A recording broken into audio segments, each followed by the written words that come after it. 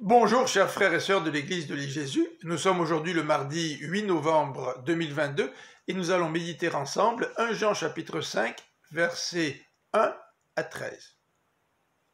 Dans le premier bloc, c'est-à-dire les versets 1 à 5, Jean commence en faisant référence à ceux qui croient que Jésus est le Christ et il termine au verset 5 en faisant aussi référence à celui qui croit que Jésus est le Fils de Dieu. Verset 1er. Si nous croyons que Jésus est le Christ, nous montrons par là même que nous sommes nés de Dieu.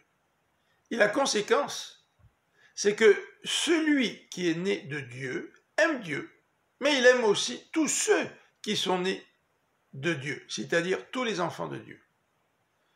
Comment pouvons-nous savoir que nous aimons les enfants de Dieu? En posant des gestes d'amour envers eux? Ce n'est pas la réponse que donne Jean à cette question. Nous savons que nous aimons les enfants de Dieu lorsque nous aimons Dieu lui-même et que nous obéissons à ses commandements. C'est relativement facile de poser des gestes d'amour sans aimer Dieu et sans obéir à ses commandements. Mais nous savons que nous aimons les enfants de Dieu si nous aimons Dieu lui-même et que nous obéissons à ses commandements. Ces commandements ne sont pas pénibles, écrit Jean. Car tous ceux qui sont nés de Dieu triomphent du monde.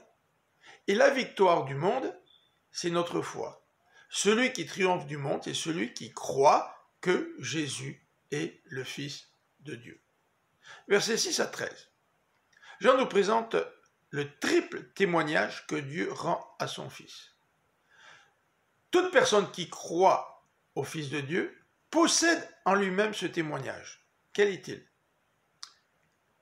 Le premier élément de ce témoignage, c'est le baptême de Jésus par lequel Dieu authentifie sa mission. Le deuxième élément, c'est celui du sang versé, celui de Christ. Le Christ qui donne sa vie pour les enfants de Dieu.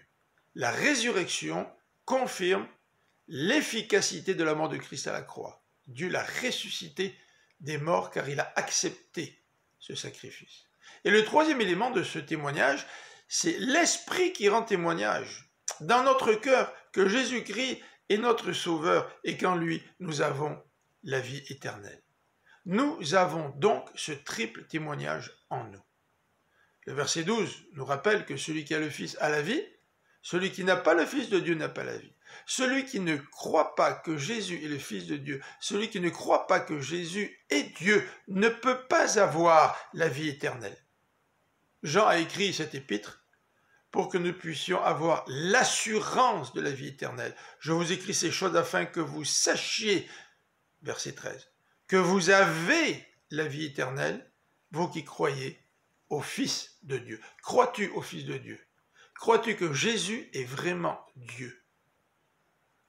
Je vous souhaite une bonne fin de journée. À demain.